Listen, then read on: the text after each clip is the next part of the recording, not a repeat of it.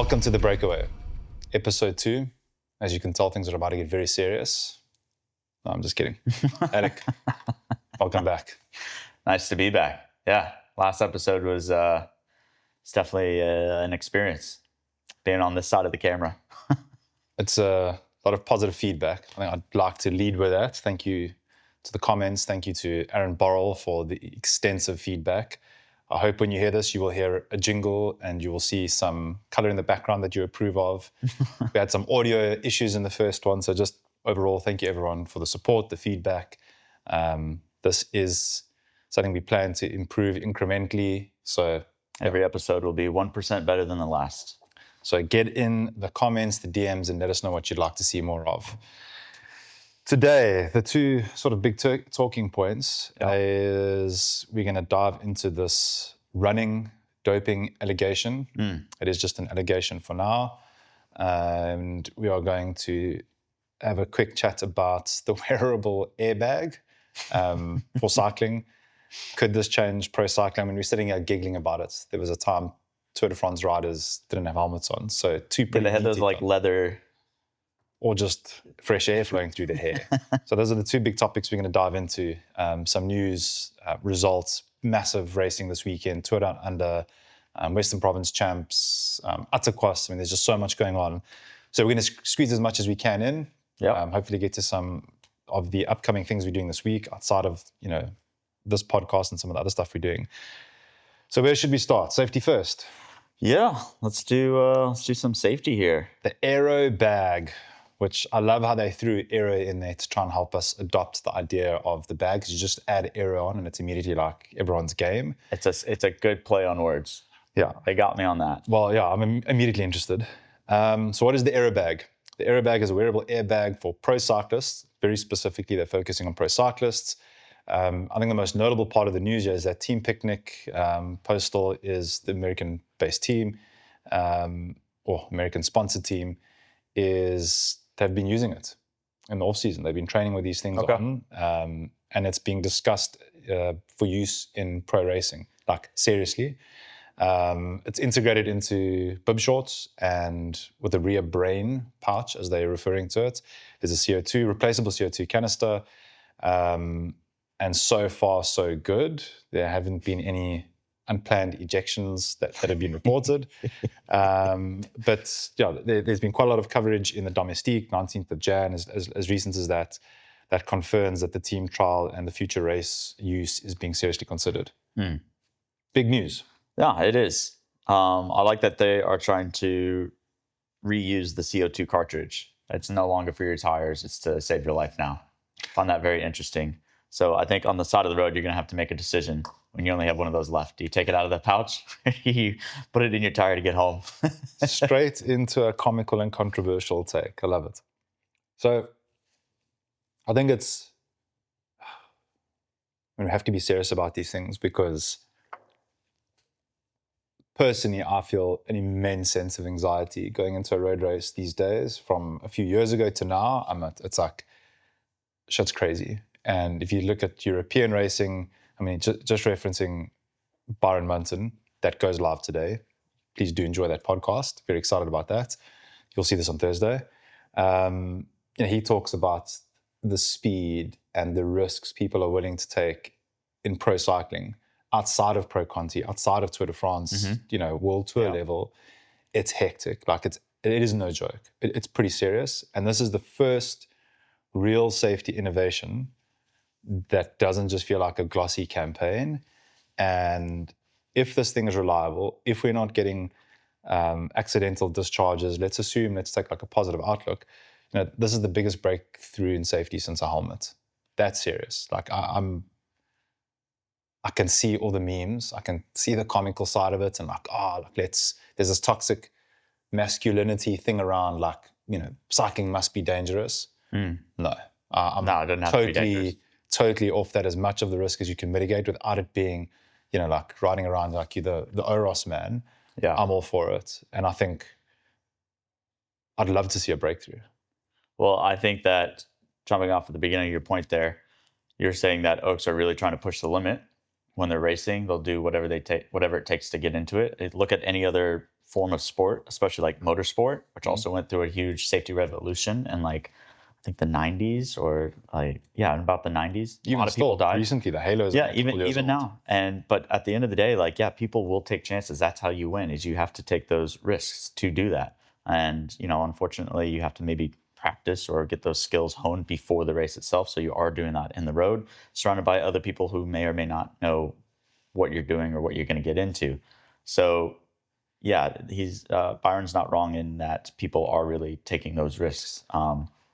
As for mitigating those, the airbag, I like the idea and where it's going, but at the end of the day, you're on thin sticks of carbon going 70 k's an hour down a road with just this part of your head being covered, not even a full face. It's a tough thing to stay safe out there with so many systems going on with brakes and shifting and the tire pressure, road conditions, all that type of stuff. So it's good that we are finally getting some innovation in that direction, and that technology has come to a point where we can have something like that. And I'm very interested to see where this is going to go. For the people that say accidental discharges, I mean, just that phrase alone, I don't know why, is just really funny to me. And but I don't think that's going to be much of an issue. I would like to see how a system like that is affected by prolonged periods of heat, because it's going to be on your back and they're going to be out and about. I don't know how that would affect the system, or there's a lot of different variables. Like, is it actually going to help you or is it going to hurt you in the case of an accident? Like, say you do fall and that whole system's back there, is that enough to hit your spine in the wrong way, and that's actually what caused it? There's a lot of unknowns. So I think it's really cool and really brave, and it's still an experiment at this point for that pro team to have it. And I think a lot of eyes are going to be on them this coming year to see how that works and develops. They already have some helmets right now with built-in airbags and stuff, also in the Netherlands. So yeah, we'll just see how it is. But at the end of the day, it's the world, that much Lycra, and then you. Like, it's tough. It's tough. One of the comments Raygaard passed is, we finally invented a seatbelt for Lycra. I really like that one. And pray God it's as effective as the seatbelt was, which a lot of people are stupidly controversial about. I think the big, how will it survive heat, all those sorts of conditions, I think they can largely control that with the tech that is available today, where I think, so the big thing that is going to be the success or the demise of this is false deployments. In the event of an accident, should it deploy and should there be a negative reaction as a result of that? Like, how do you test that?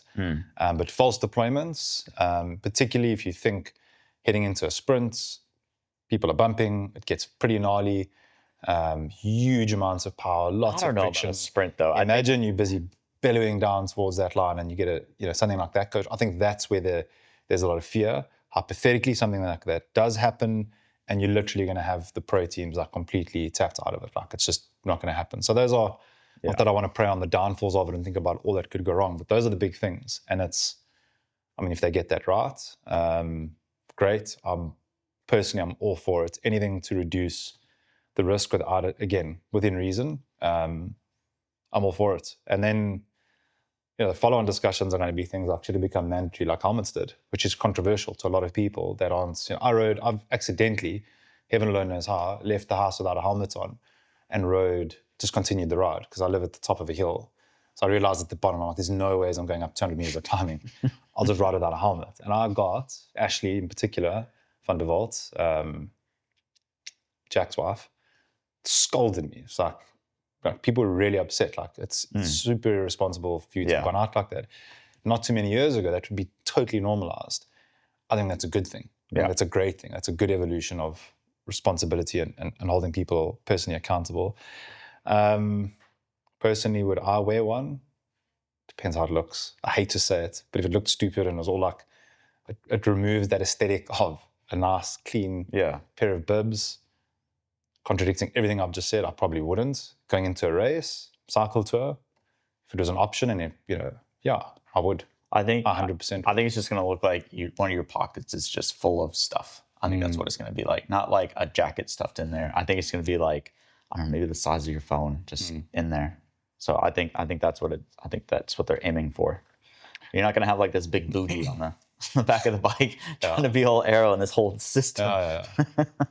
Yeah, and how it deploys, what does it cover? Is it just protecting your ass? There's so many things. It's just protecting your ass. So I suppose a question for anyone who's a keyboard warrior and loves to jump in the comments, would love to know, what do you think? Should this be something that people invest in heavily? Would you wear one? Like, I'd love to see the general viewpoint on this. It'd be cool to see if we can find any imagery or any sort of like realistic interpretations of what that looks like. I didn't see anyone when I was initially looking at it, but we'll try and find something there. Just because aesthetic.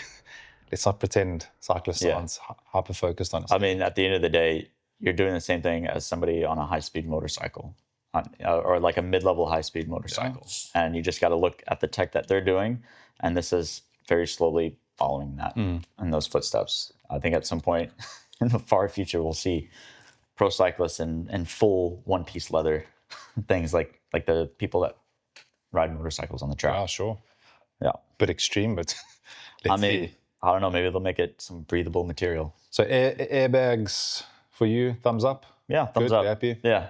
Me too. Okay, on to something truly controversial. Albert Correa has a provisional suspension for doping. So if anyone who doesn't know, he's a Kenyan marathon runner, not just your average marathon runner. This guy's won New York, Boston Marathon. He's done crazy stuff. Like, this is at the very top level. I don't have a rich history of racing and running to correlate it to this.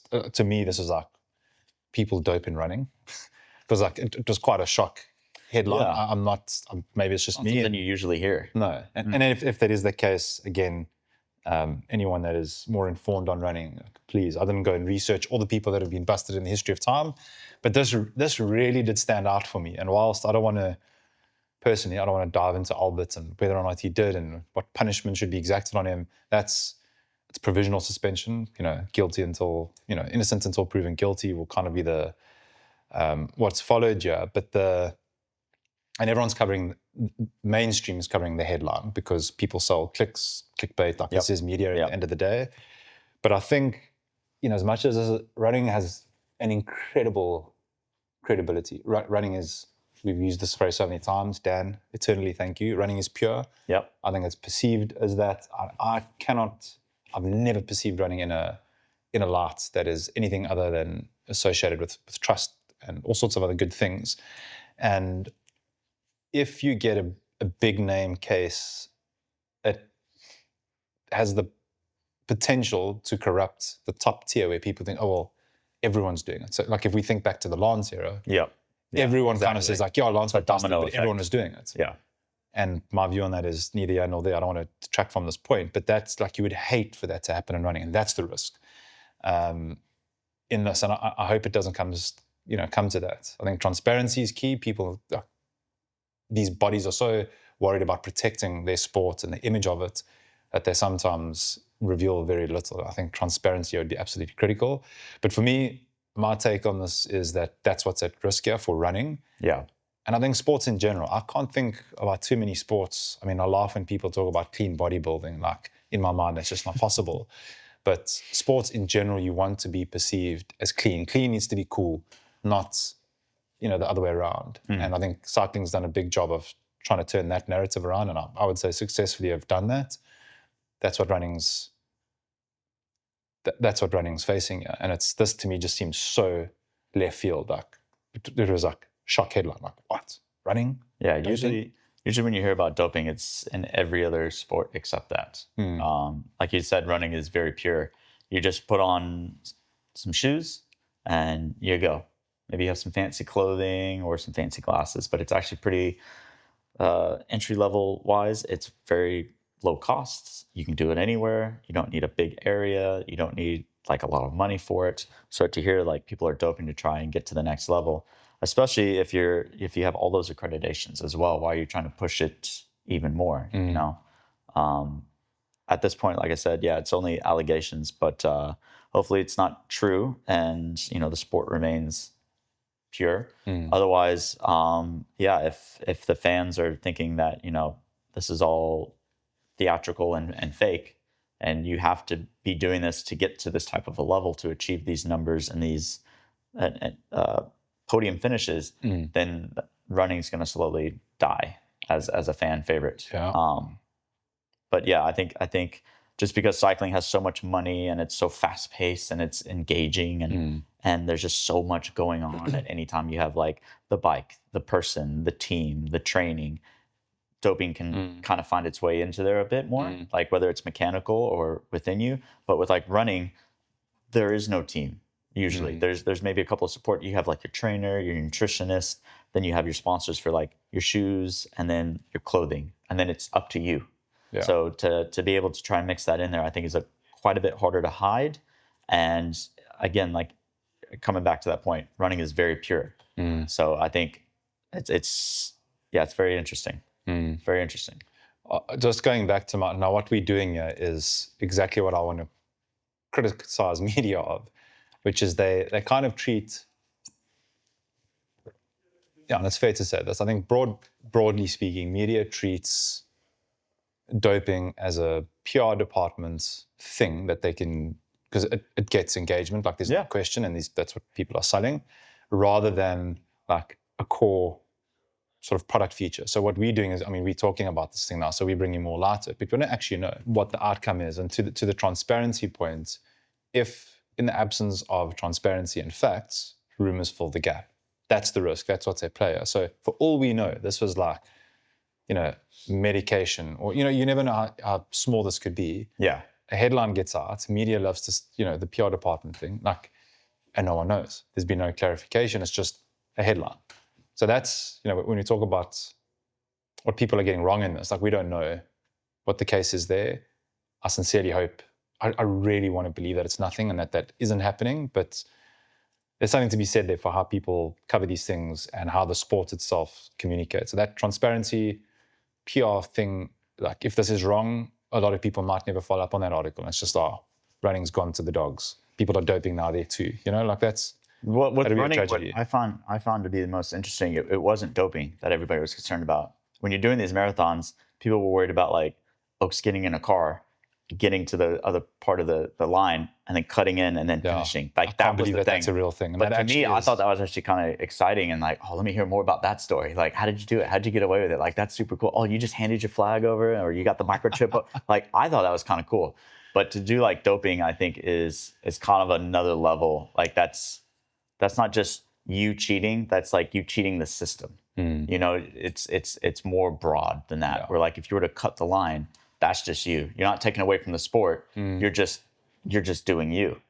I just thought that was really interesting. Like that's whenever you hear about running and cheating, it's when somebody tries to get like a really fast time, which they did. They used to do that a lot back in the day. Even with cycling, I've seen a few videos of that. Get in a taxi and I detest it. Drive away. Like terrible.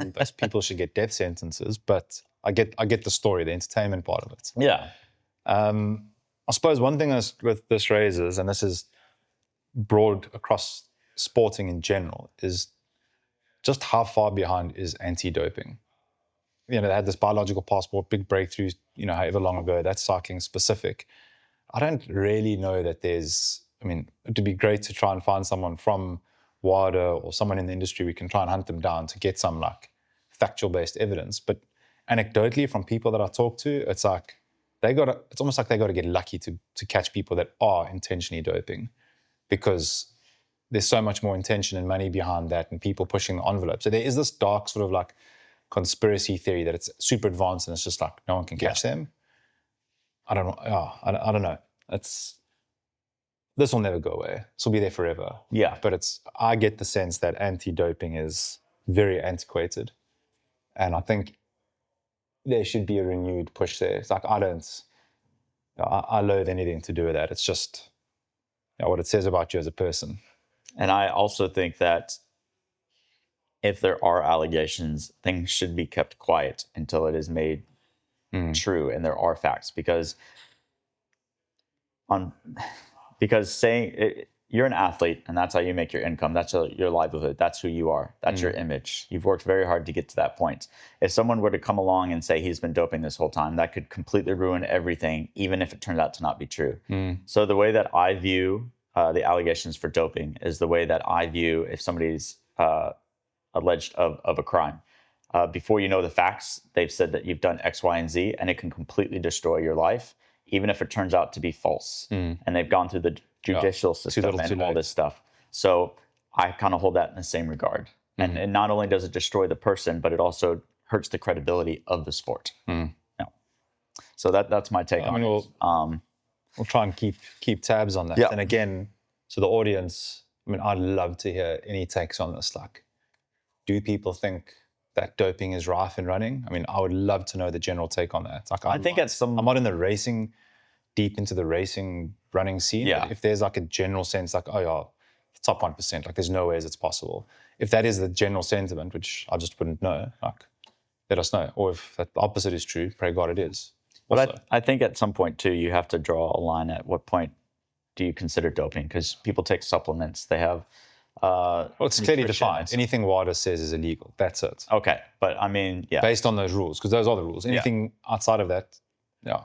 Okay, fair enough. That's free. Free and open for people to explore and exploit. Okay, on to the Peloton Bulletin. So you spoke about a couple of races last week. I really enjoyed watching the Tour Down Under. The timing makes it difficult. Thankfully, there was good post coverage, good highlights to watch as well. One of the questions I have, and it's worth getting into at some point, is this stage, the road tours, unnecessarily short for females? Because this was a 3-day tour. Yeah, you mentioned that they took the climb out, and I was like, why? Why would they do that? Which people thought would make the race more open. And it turns out Wollaston, I mean, it had the opposite effect. It's uncanny the difference in a men's race. And this is what's so exciting about women's racing. I suppose it's debatable. But going into a sprint finish, in your mind, men's race, you can see lead-out trains, all the different colors. Like, you can see it, like color, team, boom, goes, sprinters, chaos, finish. The first two stages, there's no like lead-out train. It's like a bunch sprint from like a K away, and it's chaos. And this Wollaston chick, the commentator actually referred to it as that wasn't a sprint, that was an attack. But this lady is a beast. Like, she just motors away and like destroys. It was an absolute joy to watch. So the first 2 days, convincing victories from her. It goes into the final stage, not expecting to win, I don't think, because there was quite a bit of climbing. The corkscrew replaced the traditional climb, which looked so rad. I mean, I would love to go and race that. It looked really good. Yeah. There were some crashes, but really successful. So Wollaston didn't win in the end. Naomi Rueg won quite convincingly. UAE second, third, fourth, so best performing team. But Naomi won it. Really cool racing. I felt, and I'd love to know what the women think about World Tour racing in general for the ladies. Like, could they not be longer? Do they need to be that much shorter than the men's races? Because they're considerably shorter. Again, perspective from females would be really important in this. But I was kind of left like, it's over already. Like, only 3 days. Like, could this not have been a 6-day tour? It was so good. It was great to see World Tour racing again. Well, I think the benefit from that is it leaves you wanting more. Yeah. So. Yeah, and there's. I don't think it should be shorter though. All the top names went there. There's more to come. But my personal take, World Tour racing is open, and from the females' perspective, it looks like it's going to be really, really exciting. It's going to be rad.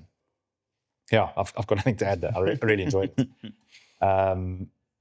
On the local stage, Western Cape had their champs. I say Western Province, Gauteng had theirs as well, so it happened around the country. obviously we based just, we're a little bit closer to it. And also like some tough racing, I believe, out there across the board. Dan, who again we had on last week, his episode will come out in 2 weeks. He spoke about how he likes to make a race hard. It looked very hard. Yeah. We'll talk about some of the results. My wish list, and I know the nuance and the complication around this. I just wish it's described from the people that did the racing. Joburg, Carl Mitchell mentioned there was a bit of an issue. Car turned in front of him during the race. Carl Mitchell from Honeycomb. Yeah. Yeah, Carl, literally a car turned in front of him, didn't crash. No. Nuts. But I've seen Joburg's nationals, Gauteng's nationals before. Did they not have marshals? In the cradle. No, they'll have marshals, but like they're on, it's not full road closure, but it's not like no, but it's like ridiculous. Like you literally are in between cars. I've done that in Taiwan. No, it's crazy. No, it's unacceptable. From I agree, it's unacceptable. Before, but I think Western Cape extremely successfully run, loads of positive feedback. So well done to the organisers there. But man, I wish we had better media. I so wish we had better media. There's that WP Cycling Snaps.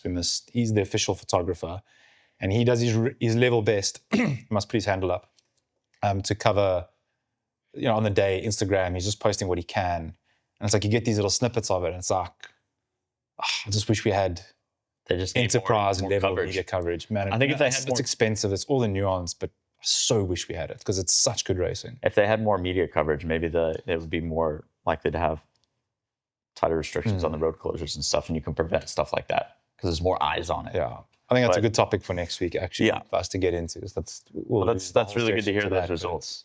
Yeah, I mean, there was really good racing. We'll go through all the different results. We've got them all. It's only January, and things are already heating up. Elite men. Yeah. If you had put a wager on it, knowing that Tyler Lange would be there, you'd probably be crazy to not have had your money on him. Guy's just on a absolutely insane level. I don't have the full breakdown of what happened in the end of that sprint. Maybe we can get him on, Tyler, if you're watching this, to give us the race breakdown. But it looked like he had a sizable gap to the chasing bunch. Yeah. I just saw the picture he uploaded on Instagram. Well done, Tyler. Tiffany Keep, really convincing victory on that front. Layla, who's obviously on the Elves team, she gave us some pretty cool feedback, some really good content on the day, which again just goes to show like how the community is like doing the hard yards of coverage. She had a really comical but good breakdown on there. So Tiffany, exceptional job, well done. There's obviously the TT, which takes place on the Saturday. Jaco Roots, who used to race with ASAP, but I believe he's no longer with them. He's an absolute weapon. He's got probably the craziest TT bike, that Colnago crazy ass thing. Lucas Sturman and Wilco Stratum in third. They used to be teammates, so great job there. Huge surprise. Tiffany won the TT as well. She was an absolute weapon. Liesel Jordan coming in after her.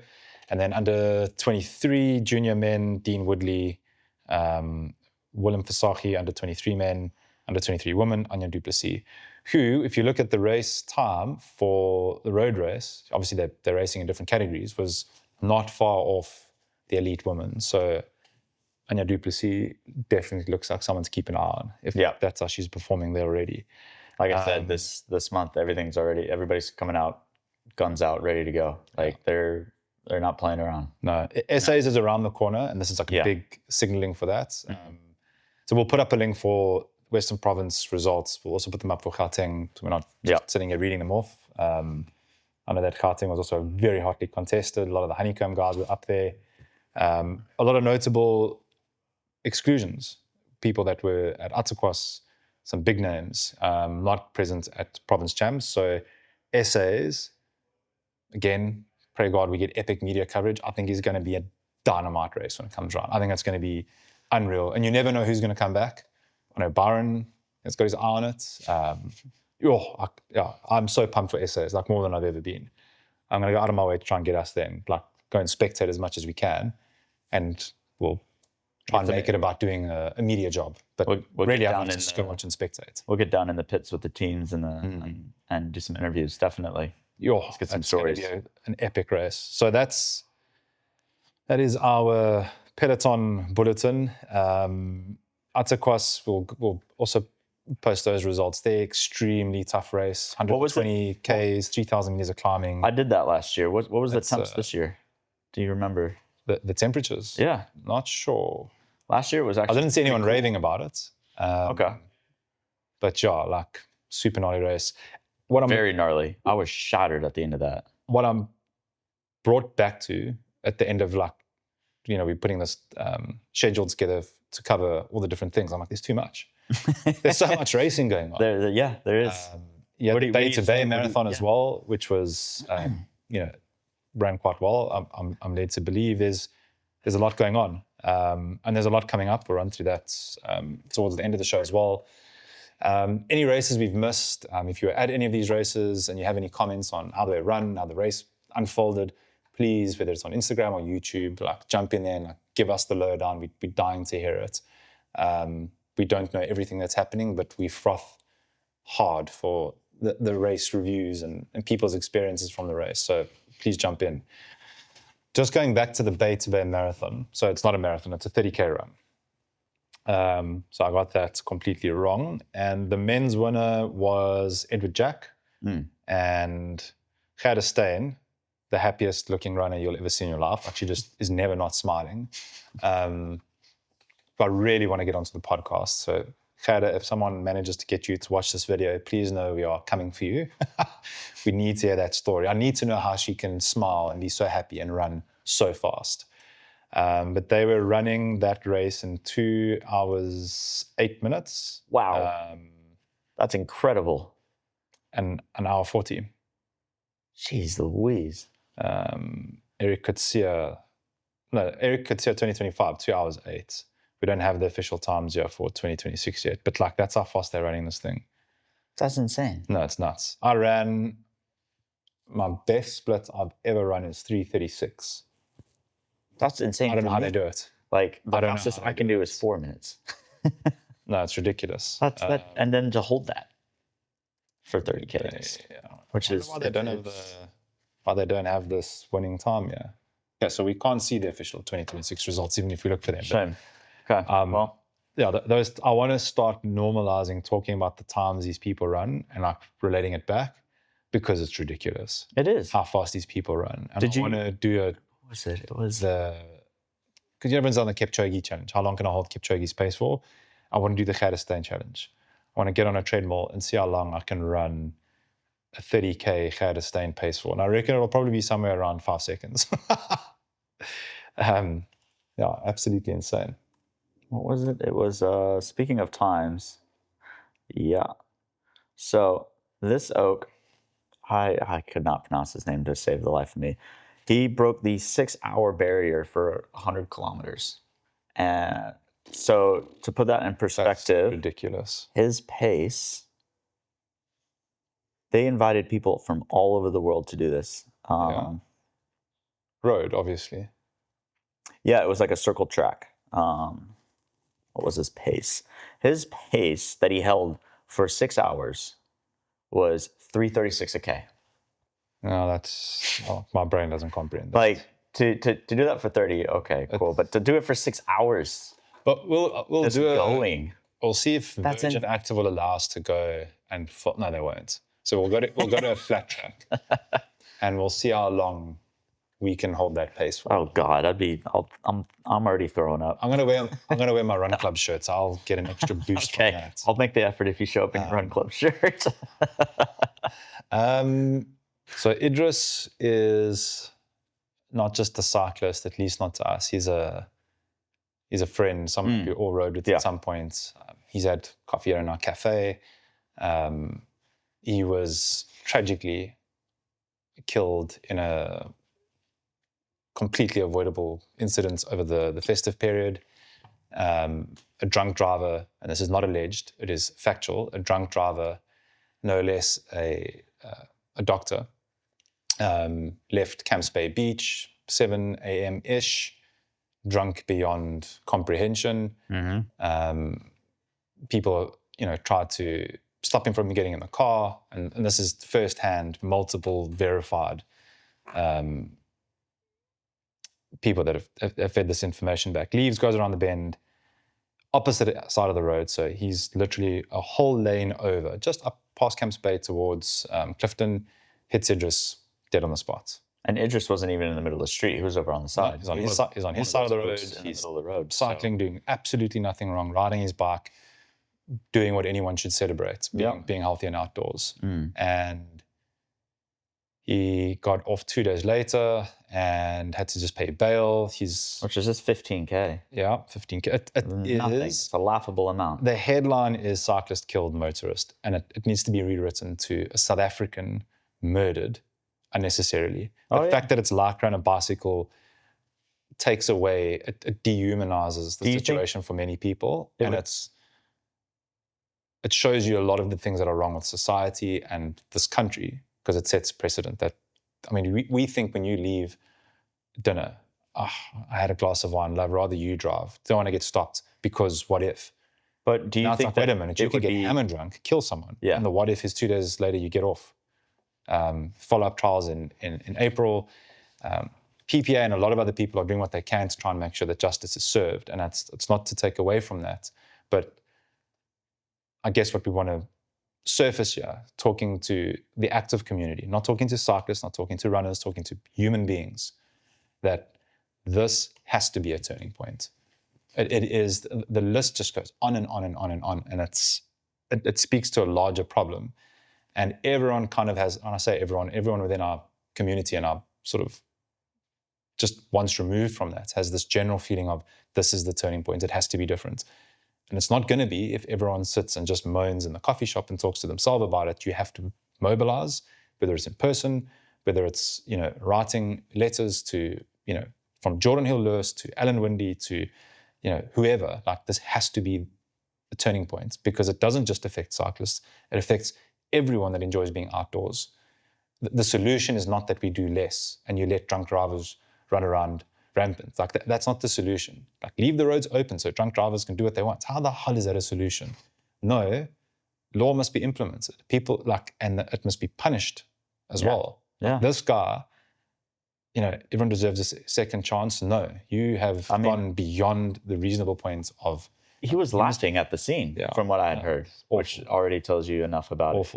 I was trying to say, do you think the community would think differently if this wasn't a cyclist? If it was somebody who was running, or some old lady on with her dog, would it have more or less attention? No, without a doubt. So I made the mistake of looking at cyclists, a reel that was posted to bring attention to this, and made the mistake of going into the comments. And I'm actually going into the comments. I'm actually not going to even talk about it because it upsets me so much, and it's so deeply worrying to see what people were saying there. And it's just like, it's a human being, it's a father, it's a topic that people are in many instances don't want to hear about, but I will not silence my voice around this. And I think as a community, runners, cyclists, walkers, climbers, whatever it is that you do, as South Africans, we have to change the narrative. It cannot remain.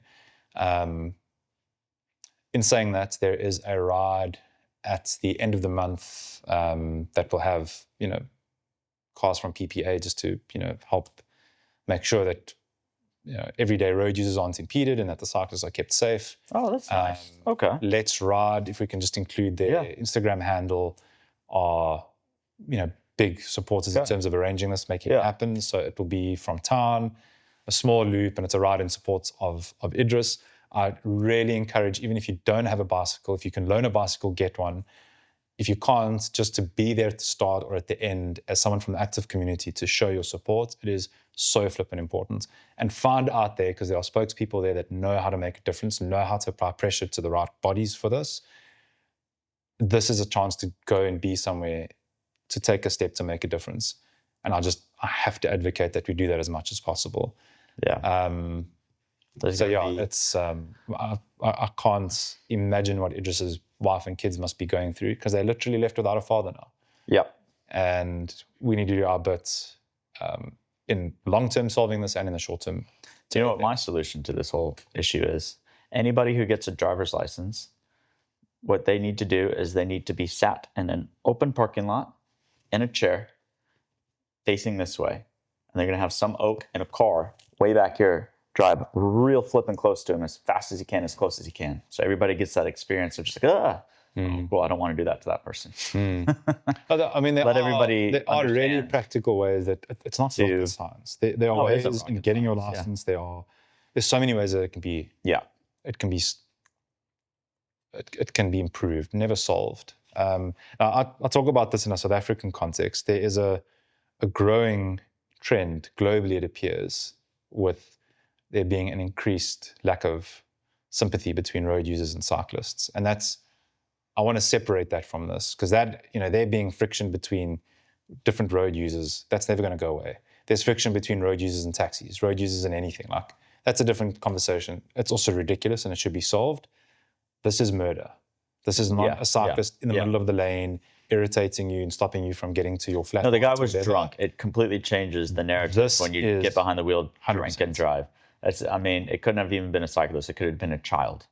It could have been your child. It could have been like somebody's dog. It could have been like your grandmother. Doesn't matter. You were drinking and driving. It should be treated as so, not as a cycling versus car debate. Yeah. So do what you can. Go and follow Let's Ride. Join the events that they've got on, and come help us support Idris, but also in tackling this problem, because it's not good for any of us. Still a problem. Yeah, and it's not going to go unless we do something about it. Exciting things coming up and going on in our world. We have got Andrew Gold from Chiavita coming on the podcast later on today. Yep. So really excited to get into that story. I have the longest list of preconceived questions I think I've ever had, and there is a shock reveal of a potential new kit design that he may or may not want to buy into. So make sure you watch and look out for that innovative pitch to Mr. Gold. We have the Shikon bike bag that we built up from out of a box. Very impressive how they got that into that box in the first place. Oh, it's so small. I don't even know. You'll never get it back in the box. No. There's no way. It's not going to go back in the box. The reason it's not going to go back in the box is we have been given this bike bag and creative license to do with it what we want. So thank you to Shikon for lending on this bike bag indefinitely. We have a gravel bike bag, we have a road bike bag, and they're available for anyone to use. So if you're traveling, if you've got a race coming up, where you're going to, whether it's local and you're putting it in your car, whether you're traveling somewhere and you want to put it on an airplane, please get in contact with us. We have a bike bag for you. And we've named it Rambo, because this bike bag is going to do extraordinary things, unbelievable things. And it's camo, which is really cool. The gravel one's camo, yeah. The gravel one's camo, It's so bad. So don't lose it. You might struggle spotting it on the carousel. And we want to really help people get around with their bike bags, keep them safe, and use it as a cool means to bring in some of the adventures the community's going on. So please get in contact with us as far as that's concerned. Especially if you got a cool story or event or challenge that you need it for. Like, hey, I want to go do Everesting in the Alps. Can I get a bag? Cool. Here you go. Tell us your story. Come on. It helps. That's great. Stories matter. We want to be a part of telling them. And 100%. Chickon's helping us make them happen. So please get in contact. Literally Instagram DMs, email, reach out to us. And it goes the same with the glasses that they have here. We also have full creative license on those. If you want to wear some and try them out on a ride, take them with you. We just ask that you take a photo or a video with them, and you can use them for the ride or rides. As long as they come back. Should you want to buy a pair, come take a look. You're also welcome to buy a pair. Yeah, you can also buy a pair. Active Hobo.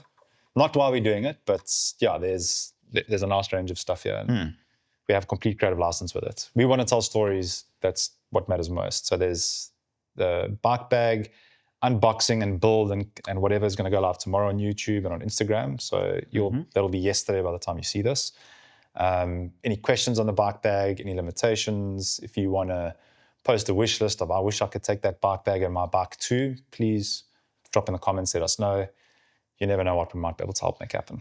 I'll also say, being a bike mechanic on and off for about the last decade, I've gone through quite a few bike bags, built them up for people at shops. I've had my own. This thing was super simple to build up. So I've got no doubt that your bike's going to be safe. And once it's built up, anybody can figure it out. You're not redoing you could even figure it out. So Very condescending, but thank you. You know what the coolest part about it is? What? It's got the trolley wheels. You know how you push your bag in the airport? Yeah. when I realized that, I started like pirouetting in the parking lot with it, spinning it around. You know, it has suspension. It's insane. You got little springs. It's insane.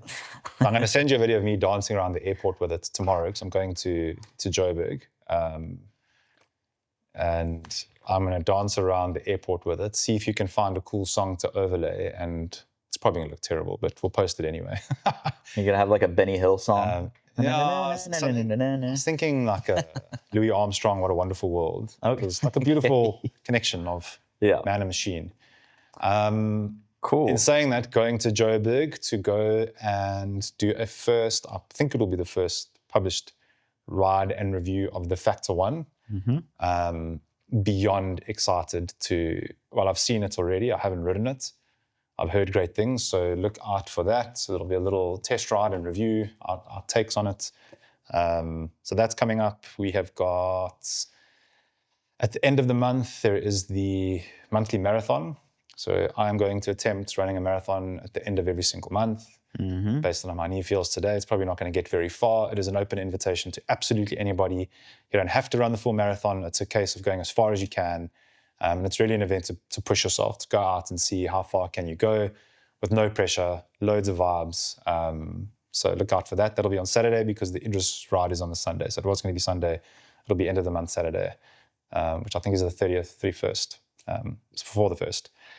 And there is Winelands race this weekend.